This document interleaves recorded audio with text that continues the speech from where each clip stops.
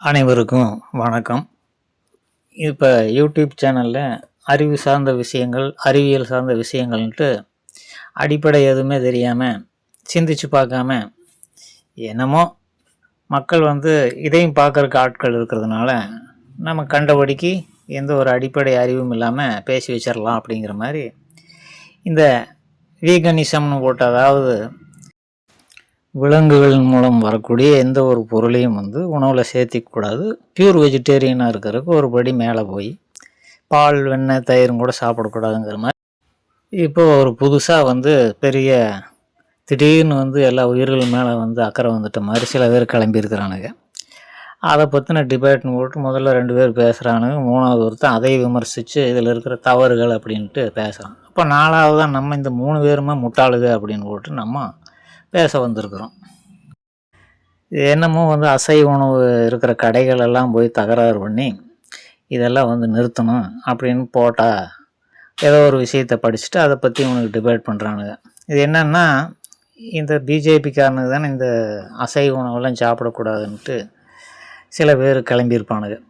அப்போ இந்த தீக்காக்காரனுங்க, இந்த தமிழ் தேசியம் பேசுகிறவனுங்க, இந்த குரூப்புகள் அதுக்கு ஆப்போசிட்டாக பதில் சொல்லணுன்ட்டு இப்படி 2 பேர் உட்காந்துட்டு இவனுக்கெல்லாம் மறைமுகமாக இந்த மாதிரி கைக்கூலிகள், அப்புறம் தீக்காக்காரன் இந்த 3வது நபர், இப்படி இருக்கிறவனுக்கெல்லாம் உட்காந்துக்கிட்டு என்னமோ அறிவியல் போர்வையில் இப்படி ஒரு பொய்யான கருத்துரைகளை பரப்புறது. அப்படி 3 பேர் முட்டாளுகளாக உட்காந்து பேசிகிட்டு இருந்தானுங்க. கிறுக்கு பயல்களா அப்படின்னு போட்டு இதெல்லாம் இந்த தமிழ்நாட்டிலுடைய வடலூர், அது வயலூரும்பாங்க, ராமலிங்கம் அப்படின்னு போட்டு வள்ளலார்னு சொல்லுவாங்க. இதெல்லாம் ஜீவகாருண்யம் அப்படின்னு போட்டு எல்லாமே உயிர் இருக்குது, தாவரத்துக்கும் கூட உயிர் இருக்குது, இல்லை கருணை காட்டுங்களான்ட்டு இந்த குடிகார மக்கள் நிறைந்த தமிழ்நாட்டில் இருக்கிறவங்களுக்கு அறிவுரை சொல்லிக்கிட்டு அவன் செத்து போயிட்டான். அவனுக்கு அறிவில்லை. இந்த திருவள்ளுவர், பாரதியார் இவனுக்கெல்லாம் அடிப்படையில் வள்ளலார், இன்னும் நிறைய அறிஞர்கள் இருக்காங்க, அவங்களாம் அடிப்படையில் முட்டாளுது. செல்லெடுத்து காப்பான் சினங்காப்பானுங்கிற மாதிரி கோபத்தை எங்கே காட்டணும், அந்த மாதிரி அறிவு விஷயங்களை எங்கே காட்டணும்னு தெரியாமல் நூல்கள் எழுதி வச்சுருக்கிறானுங்க. அந்த மாதிரி உட்காந்துட்டு இந்த மாதிரி கிறுக்கு பயலுக்கு இருக்கிற பக்கம் டிபேட்னு போட்டு உட்காந்து எனத்தை பேசியிருக்கிறானுங்க பாரு. அறிவியல் சொல்லுது கலவரி அப்படின்னு, உடம்பு இத்தனை கலவரியை செலவழிக்குது அப்படின்ட்டு. இந்த மாதிரி அடிப்படை தெரியாமல் எவனோ சயின்ஸுன்னு சொல்கிறதெல்லாம் வச்சு உண்மையை நினச்சிட்டு இவனுக்கு பேசிகிட்டு இருக்கிறானு. அது நம்ம தப்பு சொல்ல முடியாது, ஏன்னா அவன் நாலேஜ் அவ்வளோதான. தமிழ்நாட்டில் இருக்கிறவங்களுக்கு நாலேஜ் என்ன இருக்குது, அது ஒரு குறிப்பிட்ட லெவலுக்கு தான் இருக்குது. அதுக்கு மேலே சுயமாக சிந்திக்கக்கூடிய ஆற்றல் எவனுக்குமே இல்லாததுனால எல்லாம் புத்தகங்களை படிச்சுட்டு வளரிட்டு இருப்பானுங்க அப்படிங்கிறது நம்ம. இதையெல்லாம் நம்ம எதுக்கு விளக்குறோம்னா, ஒரு 10 பேராவது உண்மையை தெரிஞ்சு கொள்ளக்கூடிய ஆர்வத்தோடு இருப்பாங்க, அவங்களுக்காக தான் இந்த வீடியோ. இப்போது கொழுப்பு சத்து நிறைய இருக்கிற பொருள்களை சாப்பிட்டோம்னா உடம்புல கொழுப்பு ஏறிடும், கலோரியை செலவழிக்காமல் சேமித்து வைக்கும், இதுதான் அறிவியல் சொல்லுதுன்னு சொல்கிறானுங்க. இது எவ்வளோ அடிப்படை முட்டாள்தனங்கிறது ஒருத்தன் நிரூபிச்சிருக்கிறான். தமிழ்நாட்டுக்குள்ளேயே இருக்கிறானவன் சாப்பாட்டு ராமன் அப்படின்ட்டு. இப்போ அவனுடைய முகத்தை காட்டுறேன் பாருங்கள். இந்த ஆள் தான் சாப்பாட்டு ராமன்ட்டு பேர். ஏறக்குறைய ஒரு 10 பேர் சாப்பிடக்கூடிய சாப்பாடுகளை ஒரே ஆளாக ஒரு நேரத்தில் சாப்பிட்டு ஏப்பமிட்டுருவா. அப்படி அப்பேற்பட்ட ஒரு கடவுது கஜன்னு சொல்லலாம், பகாசுரன்னு சொல்லலாம், அப்படி சாப்பிடுவா. அப்படி அந்த மாதிரி சாப்பிடக்கூடிய ஆள் உடம்புனுடைய உடல் வாக பாருங்கள் இப்படி இருக்குது. இவனுக்கு சொல்கிற அறிவியலெல்லாம் இந்த ஆள்கிட்ட தோற்று போச்சா இல்லையா? இந்த சாப்பாட்டு ராமன் சாப்பிடக்கூடிய அளவுக்கு பார்த்தோம்னா இந்நேரம் ஒரு யமன் சைஸில் மிகப்பெரிய ஒரு கடவுத்துக்கு ஒரு மலை அளவுக்கு கொழுப்பெல்லாம் சேர்ந்து பெருசாக இருக்கணும். ஏன் ஆகலை அப்படின்னா, இங்கே தான் அடிப்படை தெரியாமல் அறிவியலுங்கிறது பல பொருட்களை சொல்லக்கூடியது.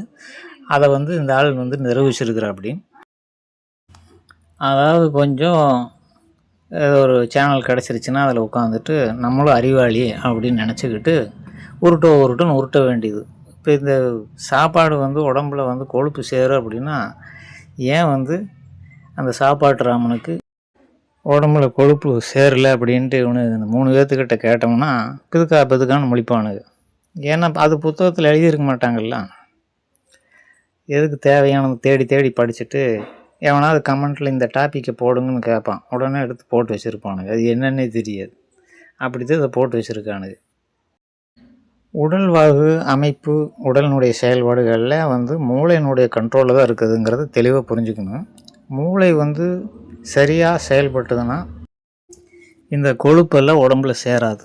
இது எப்படி சொல்கிறேன் அப்படின்னா, அறிவியல் கண்டுபிடிக்க முடியாத பல உண்மைகள் இருக்குது இல்லையா? அறிவியலுக்கு எட்டாத விஷயங்கள். அறிவியலுங்கிறத ஐம்புலன்களை கொண்டு அறியக்கூடியது தான் அறிவியல். அந்த ஐம்புலன்களுக்கு எட்டாத விஷயம் ஒன்று இருக்குதுல்ல, சுறுசுறுப்பாக இயங்கக்கூடிய மூளை, மந்த புத்தியோடு இருக்கக்கூடிய மூளை. இப்படி மனிதர்களுக்குள்ள பல ஸ்டேஜுகளை அது வந்து அமைஞ்சிருக்கு. ஒவ்வொருத்தருக்கும் ஒவ்வொரு மாதிரி மூளை அமைப்பு இருக்கும்.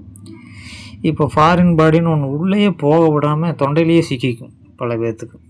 அந்தளவுக்கு சுறுசுறுப்பான மூளை சில பேர்த்துக்கு மட்டும்தான் இருக்கும். மற்றதெல்லாம் என்ன சாப்பிட்றாங்க, ஆணி பிளேடும் கூட அப்படியே சாப்பாடோடு சேர்த்து சாப்பிட்ருவாங்க. அது வந்து வாய்க்குள்ளே போகும்போது அந்த மூளையினுடைய செயல்பாடு திறம்பட இல்லாதனால இப்படி நடந்து போயிடும். இதுதான் வந்து உண்மையான அறிவியல். அதாவது மூளை வந்து தெளிவாக இருந்ததுன்னு வைங்க, உண்மையை அறிந்த மூளையாக இருந்ததுன்னா அது என்ன பண்ணும், உள்ளுக்குள்ளே வரக்கூடிய அதிக கலோரியை தரக்கூடிய இதை வந்து பேர்ன் பண்ணிடும். நீங்கள் எவ்வளோ சாப்பிட்டாலும் பேர்ன் பண்ணிடும், எரித்து விடும். அதை சாப்பிடும்போதே வந்து அதை சாப்பிட்றதுக்கு ஒரு சக்தி தேவைப்படுது. மென்று முழுங்குறோம்ல, கை கால் அசைச்சு அதை பிசைஞ்சு சாப்பிடும்போது அதுக்கு ஒரு அதை செலவழிக்கக்கூடிய கலோரி தேவை, அதை செலவழிக்குது. அப்படி சுறுசுறுப்பாக இயங்கக்கூடிய மூளைகள் வந்து இந்த கொழுப்பையெல்லாம் சேமித்து வைக்காது. ஏன்னா அதுக்கு தெரியும் இது எக்ஸ்ட்ரா வர்றது, இதை நம்ம அது உடம்புல வச்சுக்கக்கூடாதுன்னு அந்த மூளைக்கு தெரியும். அவ்வளோ சுறுசுறுப்பாக அறிவு அதிகம் உள்ளவர்களுக்கு வந்து இந்த கொழுப்பெல்லாம் சேராது. மூளைக்கு வந்து எட்டாத விஷயமா இந்த கொழுப்பு என்னென்னு தெரியாமல் குடலோட அங்கேயும் இங்கேயும் எடுத்து சேமித்து வைக்கும். ஏன்னா அதுக்கு தெரியாது இது என்னன்ட்டு, என்னமோ வந்திருக்குது, இது தேவைப்படும் போது உடலுக்குன்னு சேமித்து வைக்கிறது அந்த கொழுப்பு கட்டி உடம்புல இப்படி ஆயிடுது. அவங்களுக்கு அடிப்படை அறிவு குறைவாக இருக்குங்கிறத நம்ம புரிஞ்சுக்கணும். மந்த புத்தி உள்ள மூளையின் செயல்பாடுகள் தான் இந்த உடல் பருமனுக்கு காரணம். அது என்னத்தை தின்னாலும் இப்போது சாப்பாட்டு ராமனுக்கெல்லாம் வந்து அறிவு ரொம்ப ஷார்ப்பாக இருக்குன்னு தான் அர்த்தம்.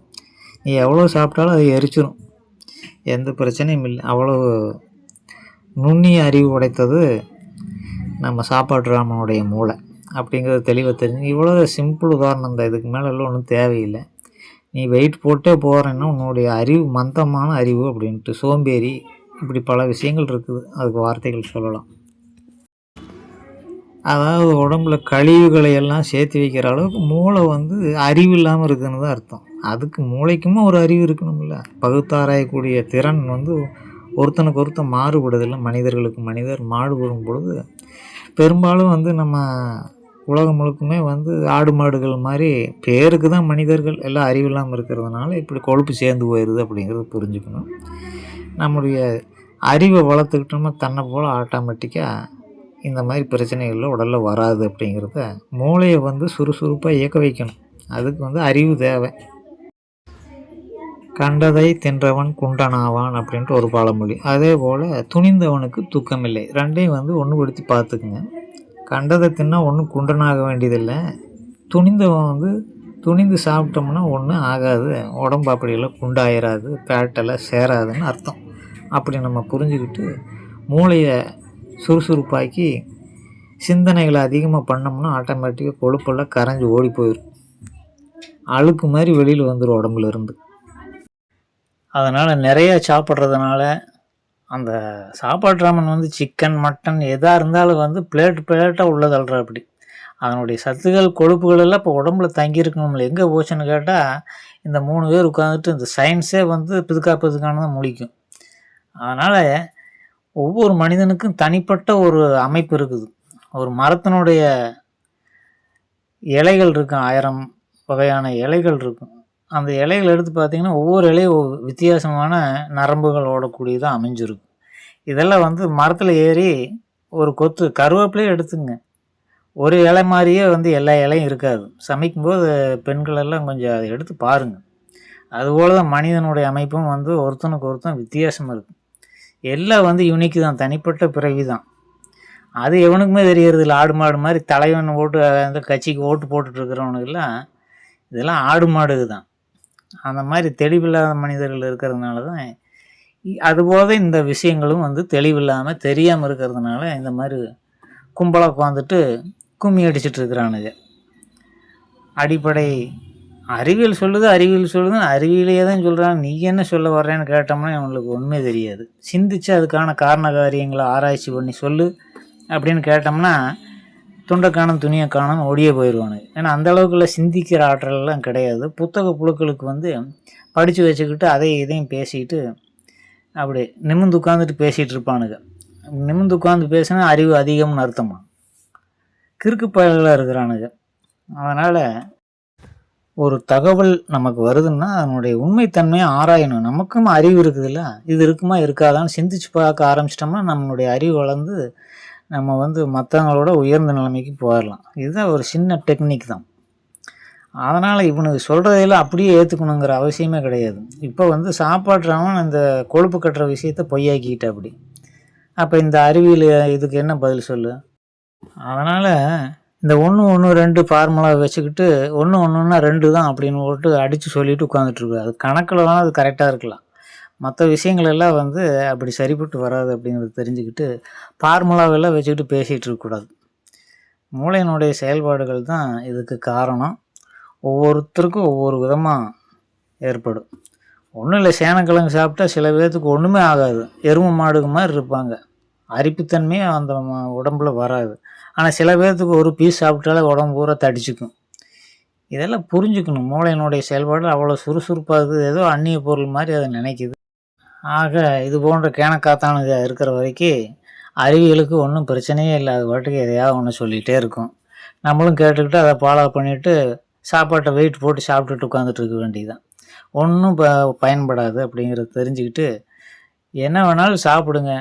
அது என்ன நமக்கு ஒத்துக்கலையோ, மகாத்மா காந்தியடிகள் என்ன சொல்லியிருக்கிறார், அதை சத்திய சோதனை எடுத்து படித்து பார்த்தீங்கன்னா தெரியாது. அதில் சொல்லியிருக்கிற அப்படி ஏப்பம் மூடுறது, எச்சு துப்புறது இதெல்லாம் ஆபாசமான பழக்கங்கள் அப்படின்ட்டு. என்னடா ஏப்பம் மூடுறதில் என்னடா ஆபாசம் இருக்குதுன்னு பார்த்தா, இது அளவுக்கு மீறி அது வந்து ஏப்பம்னா இதுக்கு மேலே வந்து அதிகமாக போட்டுட்டேன்னு அது வந்து கூவுது, வயிறு மூளையை கட்டளையிட்டு கூவுது. அப்போ வந்து இந்த ஏப்பம் மூடுறது பெருமையாக நினச்சிட்டு விட்டுட்ருப்பானுங்க. சாப்பிட்டுட்டு வந்து ஏப்பம் மூட்டுட்டு வெத்தலைவாக்கு போட்டுட்டு இது மாதிரி ஆட்களுக்கு தான் விரைவில் வந்து வியாதிகள் தேடி வந்து உட்காந்துக்கும்.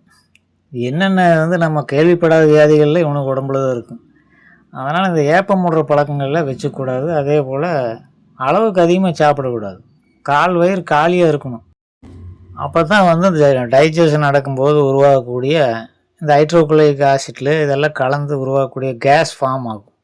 அதுக்கு இடம் வேணுமில்ல, அதுக்கு இடம் இல்லாதனால இத்தனை பிரச்சனை. இந்த அஜீரண கோளாறுகளுக்கு ஜெலுசில் அப்படின்ட்டு ஏதோ ஒன்று இருக்குது, இந்த ரோஸ் கலரில் ரோஸ் மிட்டாய் மாதிரி. அதெல்லாம் யாருக்காவது பயன்பட்டுருக்குதான்ட்டு மனசாட்சியை தொட்டு சொல்லுங்கள். அதெல்லாம் சாப்பிட்டு சரியாக இருக்குது உடனே. இதெல்லாம் வந்து என்னென்னா தேவைக்கு அதிகமாக போட்டுக்க வேண்டியது. அந்த மருந்து போட்டால் அது எப்படி சரியாகும்? சாப்பிட்றது குறைவுன்னா தான் அந்த பிரச்சனைகளுக்கு தீர்வாகும். அதனால் இந்த சேட்ரியாட் பேசிட்டு அன்சாச்சுரேட் ஃபேட்டு இது என்னென்னமோ வந்து இந்த இங்கிலீஷ் வார்த்தைகளை வச்சுட்டு மக்களை முட்டாளாக்கிட்டு இருக்கிறானுங்க. இதெல்லாம் எதுவுமே வந்து நம்ப வேண்டியதில்லை. இதெல்லாம் வந்து மருத்துவத்தை வியாபாரம் பண்ணுறதுக்காக சொல்லப்படுகிற முழு கட்டுக்கதைகள் அப்படிங்கிறது தெரிஞ்சுக்குங்க. ஏன்னா இப்போ நம்ம சாப்பிட்றதுல பூரா இப்போ நிறைய பேர் சின்ன வயசுலேயே வந்து ஹார்ட் அட்டாக்கில் சாகுறாங்கன்னா அதுக்கு காரணம் சொல்லுவானுங்க, மைதா மாவு காரணம்தான். அப்புறம் என்னென்னமோ இல்லாத கட்டுக்கள், இதெல்லாம் காரணம் கிடையாது. கண்ணுக்கு தெரியாமல் மறைமுகமாக இருக்கிறது இந்த பார்சல் வாங்கிட்டு பிளாஸ்டிக் பையில் வந்து இந்த கவரில் போட்டு சட்னி சாம்பார் வாங்கிட்டு வந்து சாப்பிடுவானுங்க. இந்த நானோ பிளாஸ்டிக் துகள்கள் அப்படிங்கிறது இது ரத்தத்தில் எல்லாம் கலந்து ஹார்ட்டில் போய் அடைச்சிக்கு. இதனால தான் நடக்கிறதே தவிர இந்த உணவுனால் வந்து எல்லாம் கிடையாது. மிகப்பெரிய கேடு விளைவிக்கக்கூடியது இந்த பிளாஸ்டிக் தான். எல்லாம் வேறு டிஃபன் பாக்ஸ்னு போட்டு குழந்தைகளுக்கு பிளாஸ்டிக் டப்பாவில் தான் போட்டு என்னென்ன கன்றாவி இருக்குதோ அத்தனையும் பண்ணிகிட்டு இருக்க வேண்டியது. இந்த பிளாஸ்டிக் கலாச்சாரம் எப்போ வந்து அதனால தான் சின்ன வயசுலேயே எல்லாத்துக்கும் ஹார்ட் அட்டாக் வருது. முதல்ல இந்த டப்பாக்களையெல்லாம் தூக்கி போட்டுட்டு பழைய காலத்து மாதிரி ஈயம் பூசின பித்தளை பாத்திரம் தூக்கி தலையில் வச்சுட்டு போகிற அளவுக்கு இருக்கும். கடவுள் வந்து மனிதனை அழிக்க முடியாமல் படாத பாடுபட்டு கடைசியில் பிளாஸ்டிக்கை ஒருத்தனை வச்சு கண்டுபிடிச்சி தான் இப்போ பெரும்பகுதி அழிச்சிட்டு இருக்கிறான் அப்படிங்கிறத நம்ம புரிஞ்சுக்கணும். குழந்தைகளுக்கு வந்து பென்சில் பாக்ஸு, அந்த ஸ்நாக்ஸ் பாக்ஸு, டிஃபன் பாக்ஸு, அப்புறம் என்னென்ன இருக்குது எல்லாமே பிளாஸ்டிக்கு. அப்புறம் அந்த நானோ துகளெல்லாம் அதுவும் வந்து பவுடர் மாதிரி பறக்குதே இல்லையா, அது பூரா மூச்சு வழியாக கூட போய் ரத்தத்தில் கலந்துரும். அதனால் வந்து மாட்டுக்கறி சாப்பிட்றது, அந்த மாட்டுக்கறி சாப்பிட்டா உடலும் துர்நாற்றம் அடிக்கும். கொழுப்பும் அதிகமாக போனாலும் உடல் நல்ல ஆரோக்கியமாக இருந்ததுன்னா மூளை நல்ல சுறுசுறுப்பாக இருந்து அது வந்து எரித்து ரெடி பண்ணிடும். ஆனால் இத்தனை பிரச்சனைகளுக்கு காரணம் கூட இருக்கிற இது போன்ற அந்நிய பொருள்கள், ஃபாரின் பாடின்னு சொல்லுவாங்க. பிளாஸ்டிக்கு, இரும்பு, ஈய பாத்திரத்தில் சமைச்சு சாப்பிட்றது, எத்தனையோ கேடுகட்ட விஷயங்கள் இருக்குது. ஒன்றும் இல்லை, உங்கள் வீட்டில் இருக்கிற அலுமினிய பாத்திரம் ஏதாவது வச்சுருந்தீங்கன்னா இந்த விரல் எடுத்து இப்படி தேய்ச்சி பாருங்கள், கையில் கருப்பு கலராக ஒட்டும். அந்த அலுமினியம், ஈயம் இதெல்லாம் வந்து சீக்கிரம் கரையக்கூடியது. விரல்லே ஒட்டிட்டு வரும். அப்படிங்கும்போது அடுப்பில் வச்சு சூடு பண்ணி இதெல்லாம் கலந்து வயிற்றுக்குள்ளே போச்சுன்னா எத்தனை கேடுகள் உருவாக்கும்னு தெரிஞ்சுக்குங்க. அலுமினியம், பிளாஸ்டிக் இதெல்லாம் ஆகாது. அயன் கண்டென்ட்னு இப்போ எவர் சில்வர் பாத்திரங்க அதை எடுத்துட்டிங்கன்னா அதில் கோட்டிங் கொடுத்தது இப்போ வருது. சென்னையில் இருக்கிற தண்டையார்பேட்டை பகுதியில் ஒரு 25-30 வருஷத்துக்கு முன்னாடி போனால் பூரா நீக்குற மாதிரி சுற்றிட்டு இருப்பாங்க. பூரா பாலிஷ் பட்டறைன்ட்டு இருக்கும். அந்த பாலிஷ் பட்டறையில் எவர் சில்வர் வந்து பாலிஷ் பண்ணி தான் அந்த எவர் சில்வர் வந்து வரும். அப்போ தான் துருப்பிடிக்காத ஸ்டெயின்லெஸ் ஸ்டீல்னு போட்டு பாத்திரங்கள் வந்துட்டு. இப்போ என்ன பண்ணுறானுங்க, அந்த வேலைக்கெல்லாம் ஆள் கிடைக்காதனால வழக்கம் போல் சோம்பேறி தான் நம்ம ஆளுங்க. சாராயத்தை குடிச்சிட்டு மல்லாந்து படுத்துக்கிறதுனால அந்த நிக்கல் கோட்டிங் அப்படின்னு போட்டு ஒரு தொட்டியில் போட்டுருவானு கெமிக்கலை கலந்து மேல் பூச்சி உள்ளே வந்து எந்த பாலிஷும் பண்ணாமல் இரும்பு மேலே நிக்கல் கோட்டிங் கொடுத்து இப்போ எவர் சில்வர் பாத்திரங்கள் வருது. அதனால போக்கில் பார்த்தீங்கன்னா புளி, அது உப்பு இதெல்லாம் போட்டு அரிச்சு அதுவும் வயிற்றுக்குள்ளே போகும். என்னென்ன கேடு பண்ணணுமோ அத்தனையும் பண்ணிகிட்டு இருக்கிறானு பைத்தியக்கார பயலுக. இதையெல்லாம் தெரிஞ்சிக்காமல் உட்காந்துட்டு சாச்சுரேட்டடு ஃபேட்டுன்னு பைத்தியக்காரனுங்களாட்ட வளரிட்டு இருக்கிறாங்க. உள்ளுக்குள்ளே நம்ம இனத்தை சாப்பிட்டுட்டு இருக்கிறோம், அதை தான் பார்க்கணும். சாச்சுரேட்டட் ஃபேட்டும் இல்லை, ஒரு மண்ணாங்கட்டியும் கிடையாது.